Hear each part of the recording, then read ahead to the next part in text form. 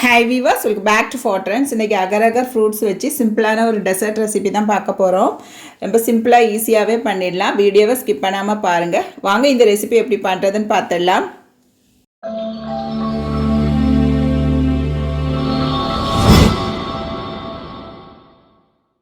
எழுநூறு மில்லி பால் வந்து நல்லா வத்த காய்ச்சி 500 மில்லியாக்கி எடுத்துக்கிட்டேன். இதில் ஏலக்காய் பவுடர் சேர்த்துருந்தேன், ஃபில்டர் பண்ணிவிட்டு. அப்புறம் 25 கிராம் அகர் அகரை வந்துட்டு 2 கப் தண்ணீர் வச்சு உப்பு சேர்த்து சினமோன் சேர்த்து நல்லா வேக வச்சு பால் கூட மிக்ஸ் பண்ணிட்டேன். இப்போ ப்ரௌன் சுகர் வந்து ஒரு 1/2 கப் அளவுக்கு சேர்த்துக்கிட்டேன். மேங்கோ வந்து நல்லா ஸ்வீட்டாகவே இருந்துச்சு. ஸோ ப்ரௌன் சுகர் கொஞ்சம் குறவாகவே சேர்த்துக்கிட்டேன். மில்க் மேடு சேர்க்க போகிறதுனால கொஞ்சமாகவே சேர்த்துக்கிட்டேன்.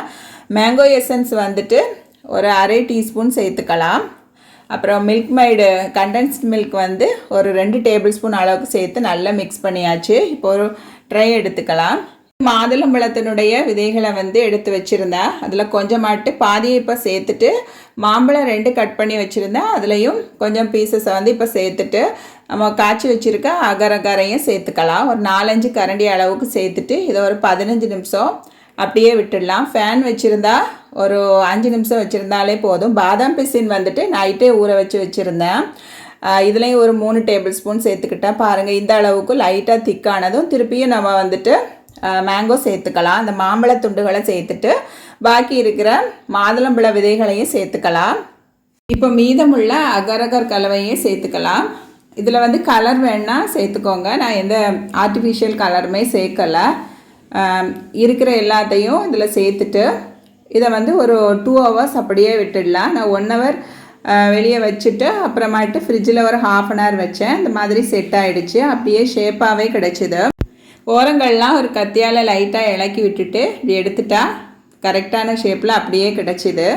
முன்பெல்லாம் வந்துட்டு அப்படியே ஊற்றி நான் ஃப்ரூட்ஸையும் போட்டு செட் பண்ணிடுவேன். இந்த அளவுக்கு ஷேப்பாகவே கிடைக்காது. நல்லா டெலிஷியஸாகவும் இருந்துச்சு. சிலவங்க வந்து இதில் ஜவ்வரிசி கூட சேர்த்து பண்ணுவாங்க. நான் இன்றைக்கி ஜவ்வரிசி சேர்க்காமலே நல்லா வந்துச்சு. பாருங்கள், இந்த மாதிரி கிடைச்சிது. நல்லா டெலிஷியஸாகவே இருந்துச்சு. கண்டிப்பாக ட்ரை பண்ணி பாருங்கள். இந்த வீடியோ பிடிச்சிருந்தா லைக் போட்டுடுங்க. இது வரைக்கும் நம்ம சேனல் சப்ஸ்கிரைப் பண்ணலைன்னா சப்ஸ்கிரைப் பண்ணிடுங்க. ஃப்ரெண்ட்ஸ் அண்ட் ஃபேமிலி கூட வீடியோ ஷேர் பண்ணுங்கள். கமெண்ட் பாக்ஸில் பதிவுகளை மறக்காமல் எழுதுங்க. இன்னும் ஒரு ஹெல்தியான வீடியோ சந்திக்கும் வரை டேக் கேர், பை. ஆரோக்கியமான இயற்கையான உணவுகள் சாப்பிட்டு வயிறையும் உயிரையும் காப்போம். தேங்க்யூ ஃபார் வாட்சிங்.